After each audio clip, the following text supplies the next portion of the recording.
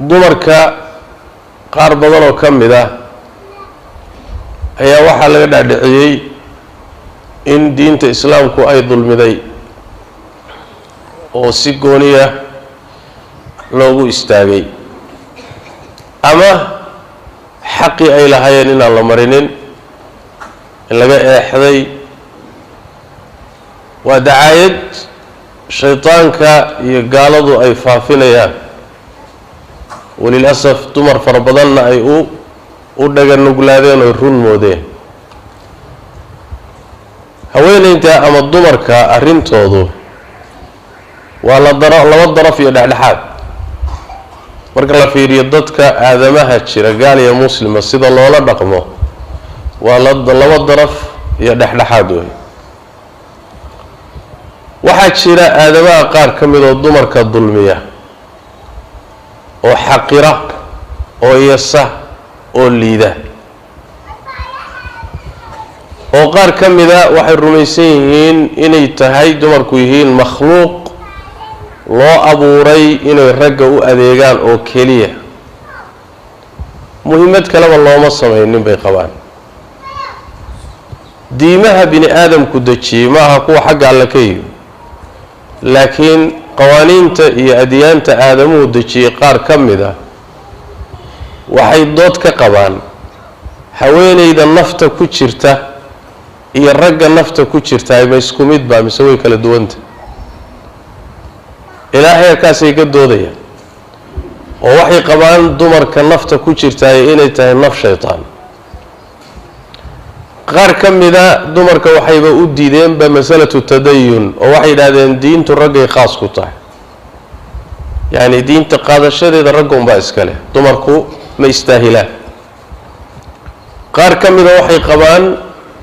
dumarku inayna jannada galaynin oo jannada ragga kaliyu iska leeyihiin adyaanta qaarkood oo aadamaha maanta joogaa qaar ka mida rumaysan yihiin waxay qabaan inay haweenaydu ninkeeda ku gowracan tahay nolol ahaan oo hadduu dhinto aynan istaahilin inay ka dambayso oo iyadana la raaciyo lala aaso waxyaalo badan oo noocaasa oo liidid badan ay ku jirto ayaa aadamaha qaar badan ay qabaan yahuudda iyo nasaarada krishtanka iyo nasaarada kutubtooda waxaa ku qoran alcahd alqadiim waxaa ku qoran aadamaha ama bini aadamka dhibka maanta haystaayey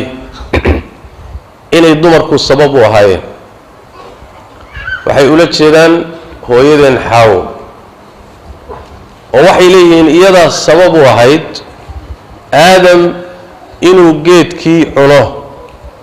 sidaana jannada looga soo saaro xaawaa sabab u ahayd oo xaawaa ku talisay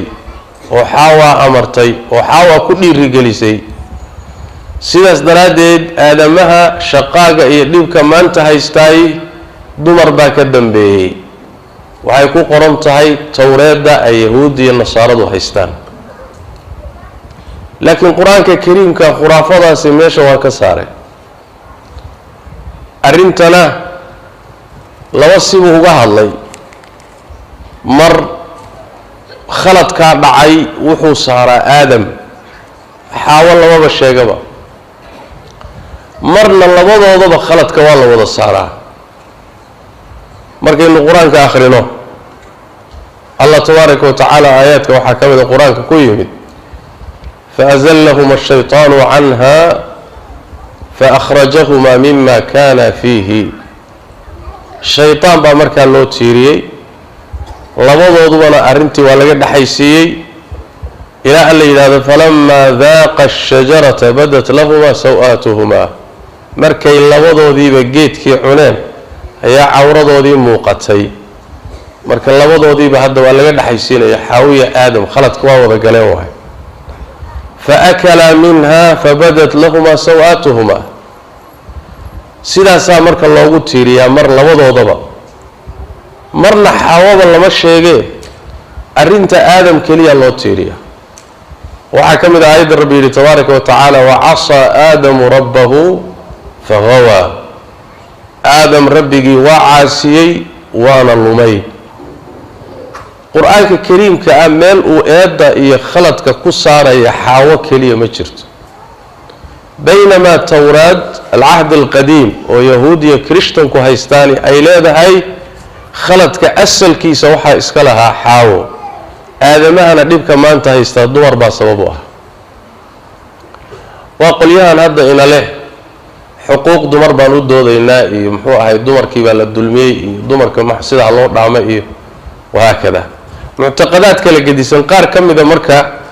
أديانتا عقائد أي بعدما قار كم إذا الرميسيين دمر كإن لليدو أي أصل كعب